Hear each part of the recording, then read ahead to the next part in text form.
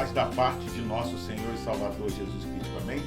Seja bem-vindo, você está no canal Bem-Ser Fé, Escola Bíblica à Distância. Nós estamos estudando a revista Palavra e Vida da Convenção Batista Fluminense, cujo tema central para esse trimestre será Chamados para ser Santos, um estudo em Romanos. Hoje, na lição de número 4, o tema será uma nova condição humana. Como já vimos na lição anterior, a justificação acontece quando Deus não nos imputa nosso pecado, declarando-nos justos diante dele, por causa da morte sacrificial e da ressurreição de Jesus. Jesus foi o justo que morreu pelos injustos, nesse caso, nós. Segundo Warren, devemos lembrar que a justificação é a declaração de Deus de que o crente pecador é justo em Cristo. É a justiça imputada, posta em nossa conta. A santificação é a justiça concedida que, pelo Espírito, atua em nossa vida e por intermédio dela. A justificação é nossa posição diante de Deus. A santificação é nosso estado terreno diante dos outros. A justificação nunca muda. A santificação, sim. Paulo agora prossegue o seu ensino sobre a justificação. Ele inicia-se agora a segunda parte do tema da justificação. O apóstolo vai descrever as implicações da justificação, ou seja, como é a vida prometida aos justificados pela fé. Primeiro, paz com Deus. Essa é a primeira e principal consequência da salvação obtida por intermédio de Jesus. Segundo, esperança. Essa é uma segunda consequência da justificação, a esperança. Sem ela, veja bem, o homem se embrutece e se perde na escuridão de suas dores e problemas. Terceira, da glória, ou seja, refere-se à esperança de recuperarmos um dia a glória perdida com a queda. Vamos ler a Bíblia em Romanos, capítulo 5, versos 6 ao 9. De fato, no devido tempo, quando ainda éramos fracos, Cristo morreu pelos ímpios. Dificilmente haverá alguém que morra por um justo. Pelo homem bom, talvez alguém tenha coragem de morrer, mas Deus demonstra seu amor por nós. Cristo morreu em nosso favor quando ainda éramos pecadores. Como agora fomos justificados por seu sangue, muito mais ainda seremos salvos da ira de Deus por meio dele. Vamos orar? Pai, nós te agradecemos, ó Deus, por estudar mais uma vez esta lição, ó Pai.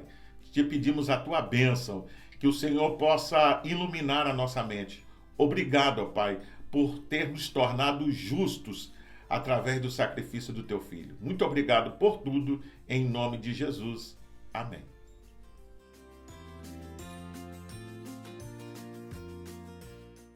O comentário do Novo Testamento, NVI, de F.F. Bruce, diz que o justo pela fé foi exposto e comentado anteriormente. Antes de seguir para as consequências cristãs da continuação dessa declaração, ou seja, viverá, e no processo da transição para esse ponto, Paulo eleva o seu coração numa explosão, podemos assim dizer, de alegria e gratidão acerca das implicações da justificação pela fé. A justificação para ele não é meramente uma doutrina a ser definida e defendida. ele descobriu que ela é cálice de bênçãos, que transborda para toda a sua vida. Mas, na prática, quais seriam os efeitos de sermos pessoas justificadas?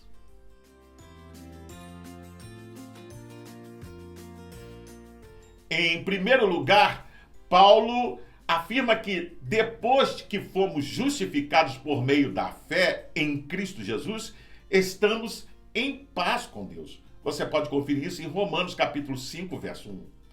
Dessa forma, nós não estamos mais separados de sua glória, pois Deus, em Cristo Jesus, reconciliou consigo o mundo, não levando em conta os pecados da humanidade. Você pode conferir isso em 2 Coríntios capítulo 5, verso 18 ao 20 e Salmos 32, verso 2. Estamos em paz, pois a amizade foi refeita. E assim como Abraão, somos chamados de amigos de Deus. Você pode conferir isso em João capítulo 15, verso 5. A segunda afirmação é: obtivemos acesso pela fé a essa graça que estamos firmes. Romanos capítulo 5, verso 2. Para entender esse versículo, é necessário analisarmos o verbo acessar. Esse verbo era usado em contextos de formalidade para indicar ao menos duas situações. A primeira, quando uma pessoa era introduzida em um santuário, algo que não era comum na antiguidade, pois os santuários eram um espaço reservado para os sacerdotes. A outra ocasião acontecia quando alguém era conduzido a uma audiência real, a fim de ser apresentado ao monarca. Porém, esses acessos eram circunstanciais. Antes de continuar, vamos ler a Bíblia em Romanos, capítulo 1, verso 1 e 2. Portanto, agora que, desde que fomos declarados justos à vista de Deus, pela fé em suas promessas, podemos ter, na realidade, paz com Ele por causa do que Jesus Cristo, nosso Senhor, fez por nós. Pois, devido à nossa fé, Ele nos colocou neste lugar do mais alto privilégio onde agora nos encontramos. E nós, confiante e alegremente, ansiamos pelo dia quando realmente nos tornaremos tudo quanto Deus tem em mente que sejamos. Além das anteriormente citadas, segundo Barclay, o termo contém outra figura. No grego posterior, é o termo usado para referir-se a um lugar onde atracam os barcos. É o termo para enseada ou porto. Se tomarmos nesse sentido, significa que por mais que tentemos depender de nossos próprios esforços, somos varridos pela tempestade, como marinheiros que enfrentam um mar que ameaça destruí-los totalmente. Mas agora ouvimos a palavra de Cristo, alcançamos enfim o porto da graça e conhecemos a calma de depender não do que podemos fazer por nós mesmos, mas sim do que Deus tem feito por nós. Para o comentário bíblico Beckham, a tradução acesso ou entrada é inadequada, porque deixa de fora, de vista, por exemplo, o fato de que não vamos até ali, é importante isso, por nossos próprios esforços, mas precisamos de um introdutor, nesse caso que é Cristo. Os comentários expositivos de R.C. Sproul, ele diz que a nossa justificação não é apenas sobre o perdão ou a imputação da justiça de Cristo. É interessante essa posição. Ou seja, não se trata apenas de escapar do juízo da ira divina, embora inclua também isso. Em nossa justificação, temos paz que excede todo o entendimento humano. Embora, uma vez que fomos barrados para a admissão na presença imediata de Deus, agora somos chamados a entrar na sua presença com ousadia.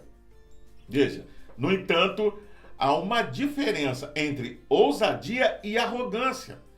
Nunca devemos entrar na presença de Deus com arrogância. Por isso, há, no entanto, uma diferença significativa no acesso que temos a Deus por meio da justificação, pois ele é permanente, pelo fato de estarmos firmados em sua graça. Assim, depois de introduzidos ao santuário ou à presença do rei, desfrutamos de uma bênção muito melhor do que uma simples aproximação momentânea, pois nós nos tornamos o santuário de Deus e podemos desfrutar de sua presença em todo o tempo. Essa não é uma bênção circunstancial, mas permanente. A terceira afirmação é: nos alegramos na esperança da glória de Deus. Você pode conferir isso lendo Romanos, capítulo 5, versículo 2, a parte B. A esperança cristã não é como a do cotidiano, carregada de incertezas. Por exemplo, ao sairmos de casa, esperamos regressar, apesar de não termos certeza plena disso. Não é verdade? A gente sai, mas não tem certeza se volta. Muitas coisas podem acontecer. Pelo contrário, ela é a perspectiva alegre e confiante de que Deus é fiel em cumprir suas promessas. Você pode conferir isso em 2 Timóteo capítulo 2, verso 13. Assim como fez com Abraão. Essa esperança tem sua base em Jesus, pois ele é o resplendor da glória e a exata expressão do seu ser. Você pode conferir isso lendo Hebreus capítulo 1, verso 3. Em outras palavras, uma vez que a glória de Deus se manifesta em Cristo e, por isso, tudo o que Deus tem a fazer em nós e por meio de nós está assegurada por Jesus.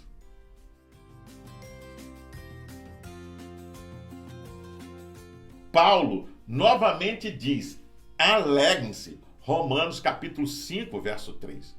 Porém, agora nas tribulações, ou seja, na pressão que decorre do ato de viver. Jesus também usou esse termo quando disse: no mundo tereis aflições. Você pode conferir isso em João capítulo 16, verso 33.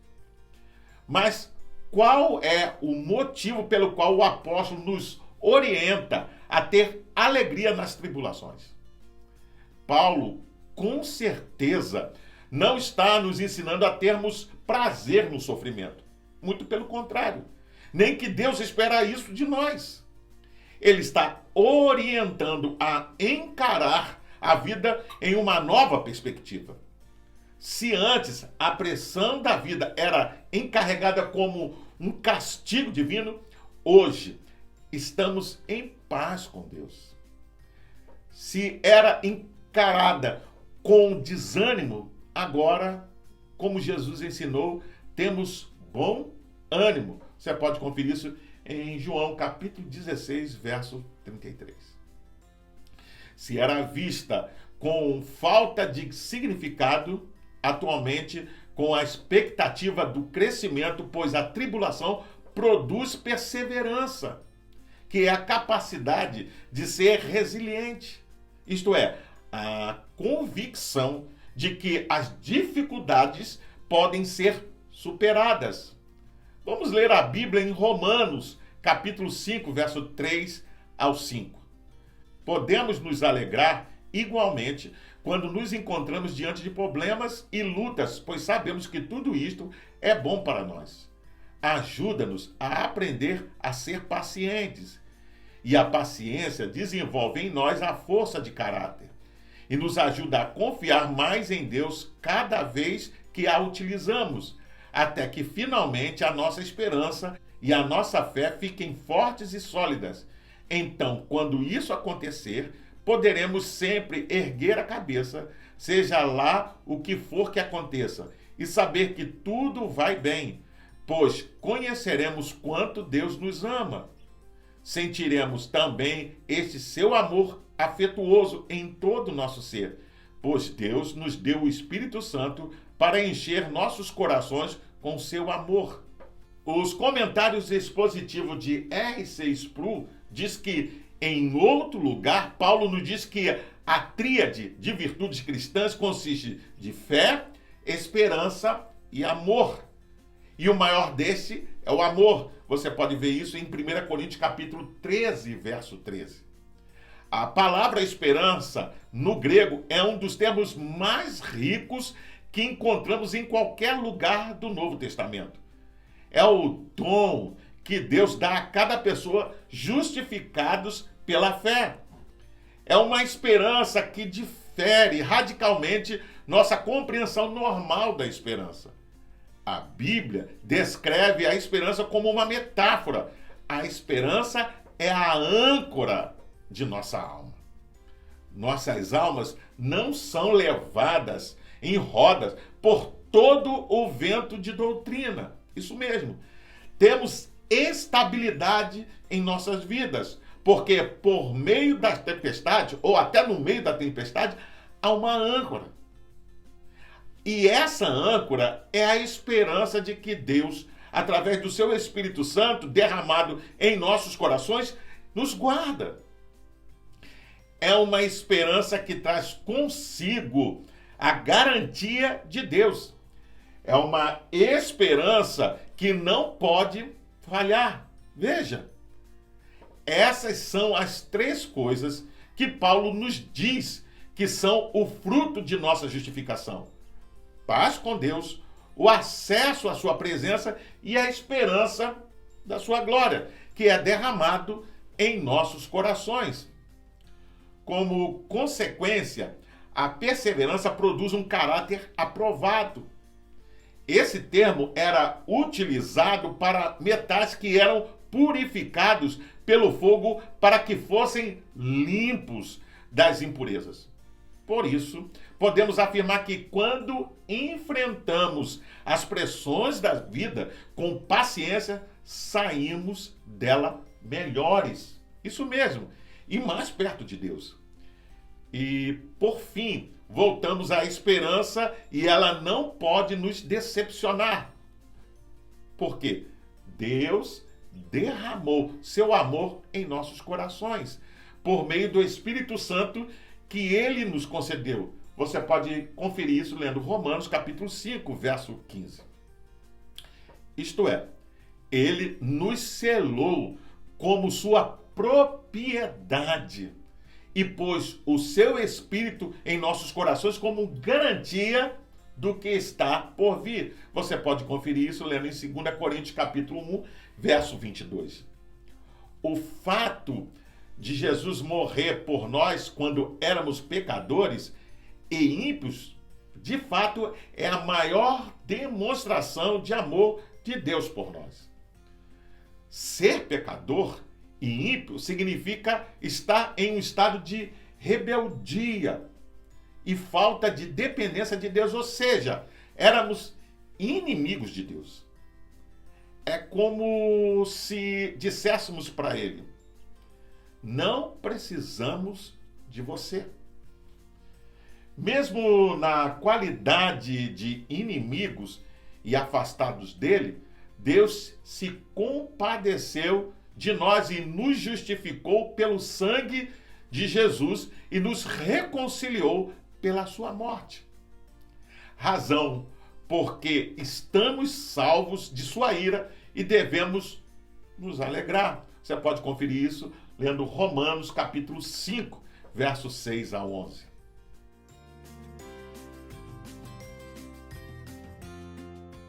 Paulo, até o momento, ensinou-nos como nós alcançamos salvação, justificação e reconciliação, somente por meio do sacrifício substitutivo de Jesus e de sua ressurreição.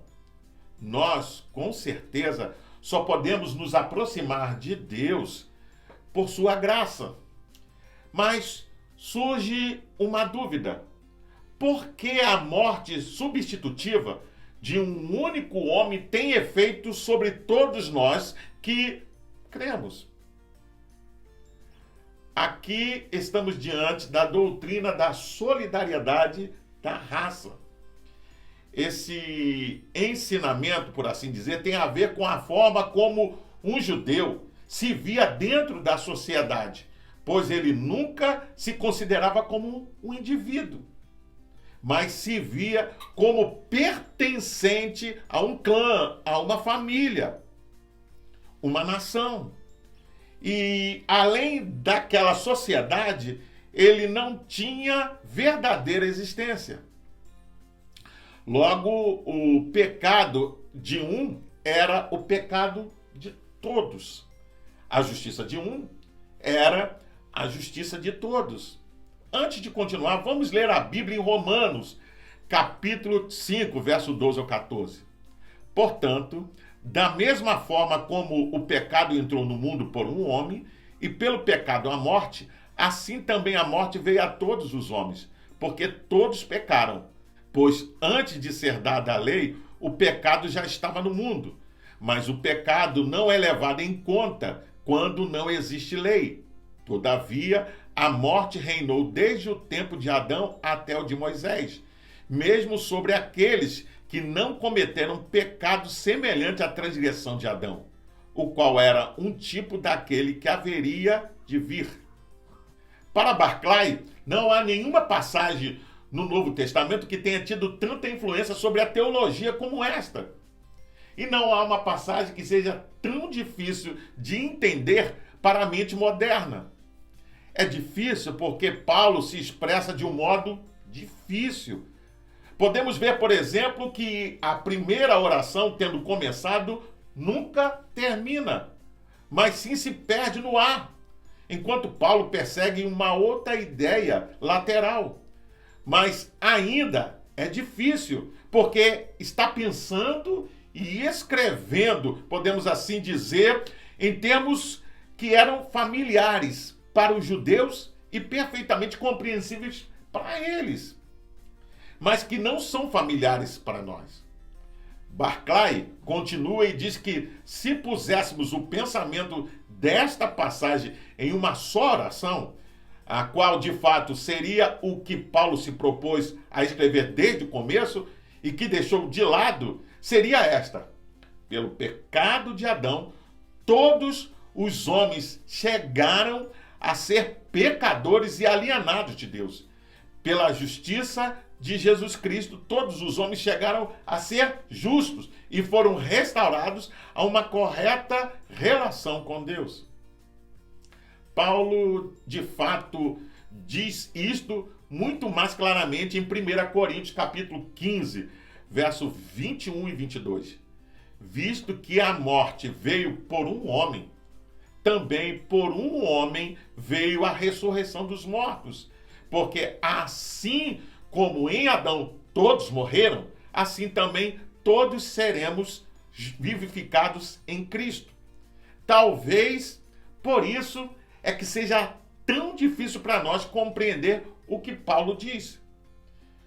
Esse pensamento está presente, por exemplo, na oração de Daniel, quando ele afirma: nós pecamos e fizemos o que era mal aos teus olhos, fomos rebeldes contra ti e desprezamos teus mandamentos e estatutos. Você pode conferir isso lendo Daniel, capítulo 9, verso 5. Daniel não se via fora da comunidade de Israel. Veja, ele fazia parte daquele povo. Portanto, a oração dele era comunitária. É dessa forma que Paulo compreende Adão. Adão não era um indivíduo vivendo em sua individualidade. Adão é um ser humano e, como tal, era um com a humanidade. Logo, Se ele peca, toda a humanidade peca nele e com ele. Seu pecado foi o pecado de todos os homens. Mas qual foi o pecado de Adão? Você já se perguntou? A narrativa bíblica em Gênesis capítulo 2, verso 17, conta que Deus colocou duas árvores do jardim do Éden. A árvore da vida e a árvore do conhecimento do bem e do mal. A primeira simbolizava a vida e a dependência de Deus. A segunda representava o desejo de autonomia. Por isso, comer da árvore do conhecimento do bem e do mal era clamar para si o direito de definir o que é bem e o mal. Era decidir viver em autonomia em relação a Deus. Era o ser humano afirmando para o Criador: eu consigo viver separado de ti. A partir de agora, eu dou sustentação à minha própria existência. Adão foi o representante, ou ele representa o ser humano que diz não para Deus.